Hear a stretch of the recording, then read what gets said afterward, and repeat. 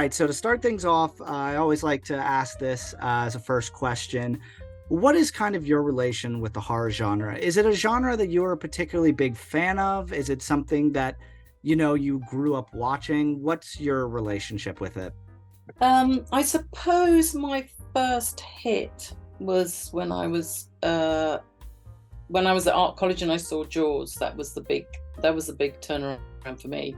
I don't think I'm a horror fan like some people I know, but I do love to watch the genre, and I do love to I love the precision of it. I love the precision of the scares and the language, and I really enjoy watching it. Yeah.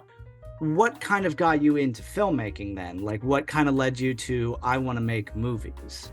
Well, again, at art college, I started to show films to the students, and I suppose that was my first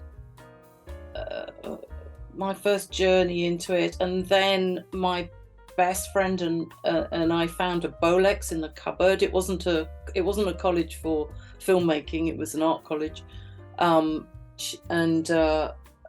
we started to mess around with film. In the end, they had to get a tutor in to help us because we were in a terrible mess with mag and film all over the floor. We didn't know what we were doing, but I graduated with 3 films from that college, and then went into the industry, and then to the National Film School, which was probably the big jump because it's quite a heavy duty school here.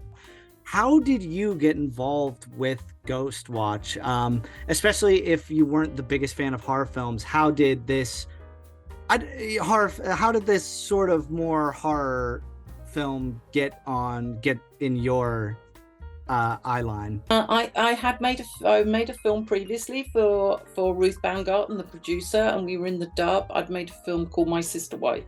Anyway, I read the script, Stephen Falk's script, and I just thought it was blow away, brilliant. And it went from there. It was basically working with Ruth, and doing stuff for her, that took me through. And I just I thought it was such a great script. What did you kind of think of the idea of, well, we have to make this movie in a way where we have to convince anyone who's going to be tuning in that this is a real thing? I was looking at ways to blur those edges. So the Vox Pop were real people. I interviewed real people, brought them on if they wanted to tell their real stories. That was cool. And the cameraman was a real cameraman from the studios, and the sound recordist was a real. So I wasn't getting an actor to play the cameraman. I wanted a real cameraman for the language. So everybody was everywhere with all their genres, I think. And we came out of film department in the BBC, and the executive was horrified when I said I actually really want to do this on tape in a studio, because they thought it was going to be on film and a nod towards reality, but I actually properly wanted to do it. So I wanted to use the cameras, the studios, the OB, the outside broadcast. I wanted to pursue it all. There were lots of occasions where we try and reach credibility, and a documentary type credibility.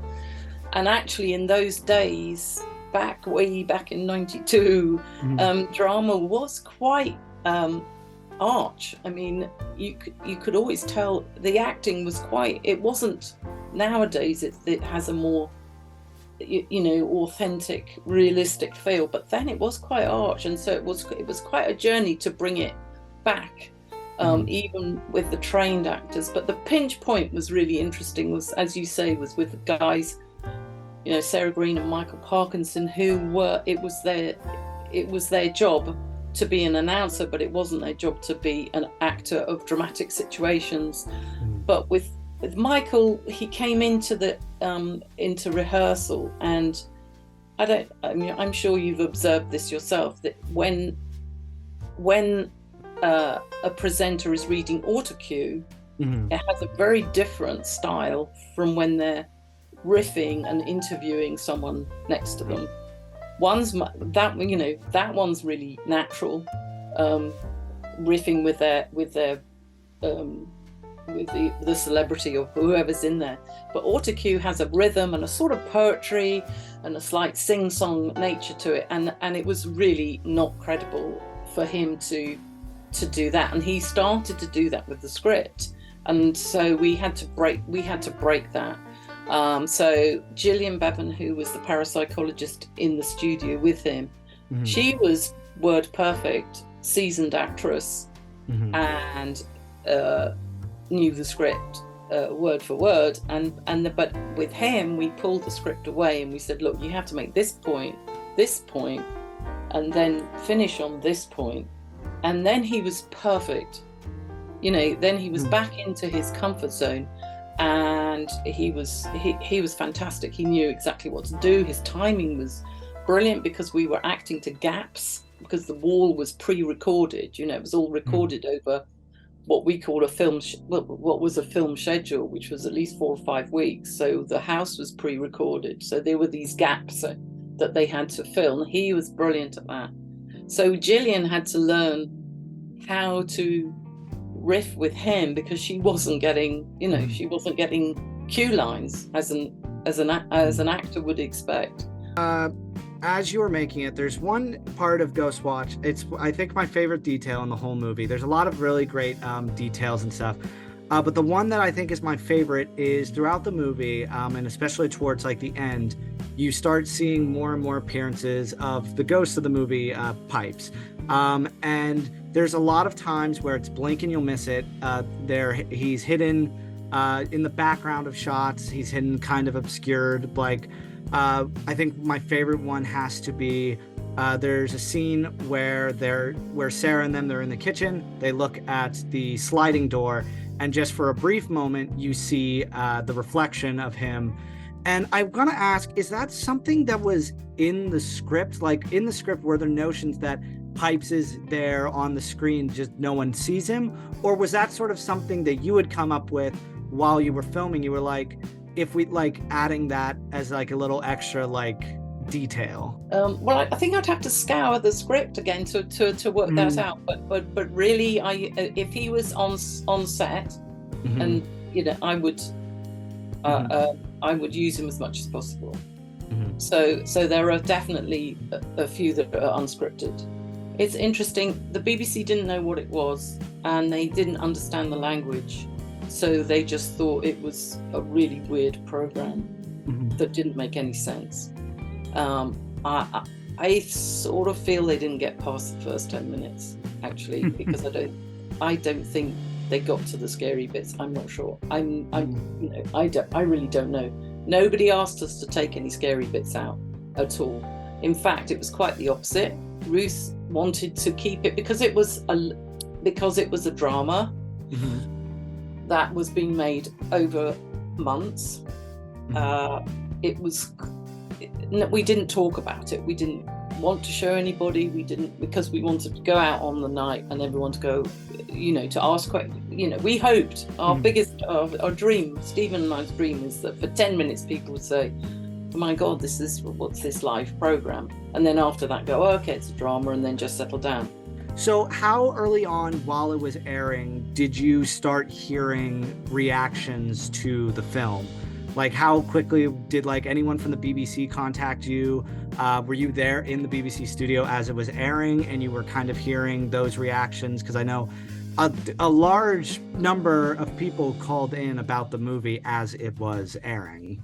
Yeah, the phone lines were jammed.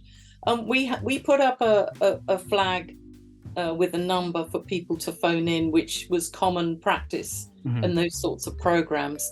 There was always a bank of telephonists taking those phone calls, but Ruth and I producer and I were very conscientious about that sort of thing, and so we put on a whole other bank with parapsychologists manning it, in case people saw it and wanted to phone in and talk about other experiences or anything that might have scared them in the program or otherwise. Mhm. So we manned.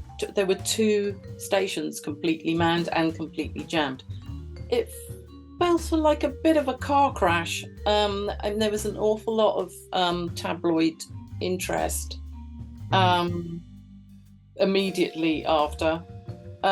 I think people felt angry with the BBC for presenting something that wasn't what it seemed. In terms of the tabloids and the papers, yeah. I think there was one critic, I think it was Kim Newman, the BFI, who sort of got it and gave it a sensible review. Have you noticed in any of the found footage movies you've watched sort of any kind of influences that Ghostwatch might have had? Do you ever feel like without Ghostwatch, we might not have a lot of the found footage movies we have today in some way? I think, to be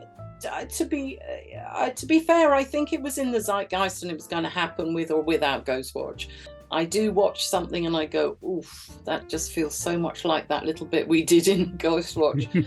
Sometimes the hairs on the back of the neck goes, But I take it, I definitely take it as a compliment when that happens. Yeah. But to be fair, I just think, as I say, the language was getting muddled anyway between fact, news, documentary. Everybody was using everybody else's tropes, as it were. So I think it would have got there in the end. I do think we were one of the first, though. Do you ever think that something like Ghostwatch could ever happen again, whether on the BBC or just, do you ever think something like a major broadcast outlet would get together, recognize news anchor, recognize faces, and do something similar to what Ghostwatch did? I think there's 2 answers to that, really. Yes, I think someone is going to shock someone with presenting something that doesn't seem what it is. Yes, definitely. And I think in many ways, I really love Host. That I thought that was really cool presentation of new format. But I think audiences now are so sophisticated and also so cynical as well, I think, about the world and facts and fiction. Sometimes our world is a little bit tricky at the moment, I think. Not everybody seems to be telling the truth anyway, and where we used to feel that certain people would tell the truth, also there's there's the web that has layers of truth and misinformation and information. I think it would be probably quite easy to scare people, but I do feel I feel it's quite difficult to do it in the same way, because I made that during a time when there were only 4 channels. I mean, think about it now. That feels like the Dark Ages.